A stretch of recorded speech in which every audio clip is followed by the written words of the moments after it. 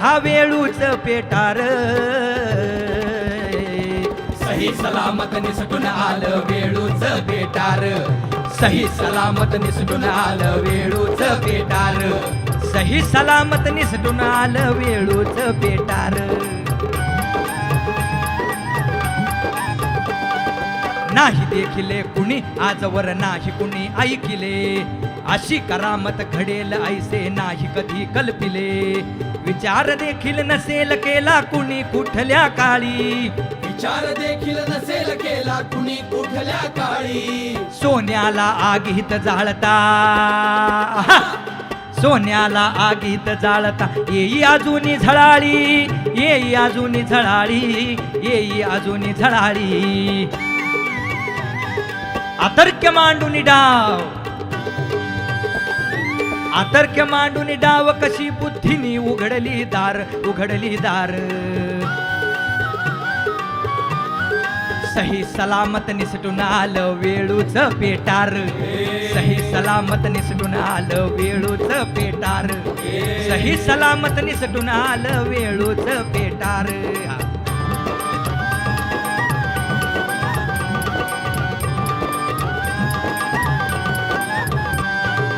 अळणी लागे आता मिठाई, आता मिठाई. अळणी लागे आता मिठाई अन खवखवती घसे. जळी स्थळी काष्टी पाषाणी फक्त शिवाजी दिसे. मर्द मराठा, मर्द मराठा, मर्द मराठा खिजवून आला दिल्लीची सुलतानी. आसमानीला पाजून आला मावळचे हो पाणी. थेट घेतली गरुड भरारी, थेट घेतली गरुड भरारी पाश तोडून सार.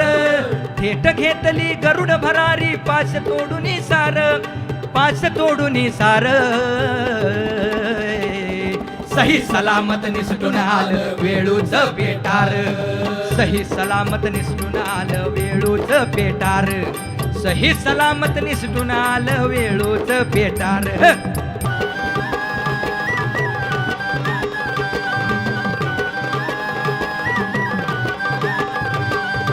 काफर चूहा, काफर चूहा या शब्दाविन ना उल्लेखी जास. आता त्याचे नाव काढता धडधडते हमखास. आता त्याचे नाव काढता धडधडते हमखास. औरंगी कपटास, औरंगी कपटास भेटला शिवराया नवरंगी. शिवबाच्या साथीस बहिरजी बहुडंगी अतरंगी. चुटकी सरची वेश पालटी, चुटकी सरची वेश पालटी. नाव मजे कोणा र, नाव मजे कोणा, नाव मजे कोणा. सही सलामत निसटून आलं वेळूच पेटार. सही सलामत निसटून आलं वेळूच पेटार. सही सलामत निसटून आलं वेळूच पेटार.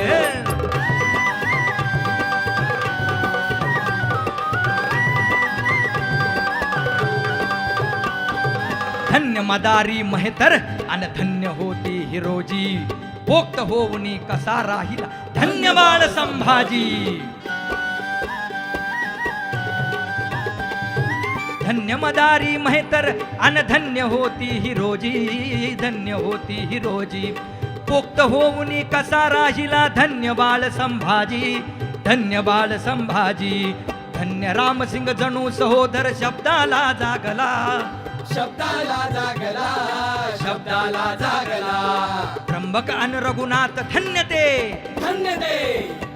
त्र्यंबक अनु रघुनाथ धन्य ते. कस ज्याचा लागला, कस ज्याचा लागला. पृथ्वी मोलाहून थोर शिवबाच जीवलग न्यार. पृथ्वी मोलाहून थोर शिवबाच जीवलग न्यार. शिवबाचं जीवलग न्यार, शिवबाचं जीवलग न्यार. सही सलामत निसटून आलं वेळूच पेटार. सही सलामत निसटून आलं वेळूच पेटार. सही सलामत निसटून आलं वेळूच पेटार. सही सलामत निसटून आलं वेळूच पेटार. सही सलामत निसटून आलं वेळूच पेटार. सही सलामत निसटून आलं वेळूच पेटार. सही सलामत निसटून आलं वेळूच पेटार. सही सलामत निसटून आलं वेळूच बेटार हो.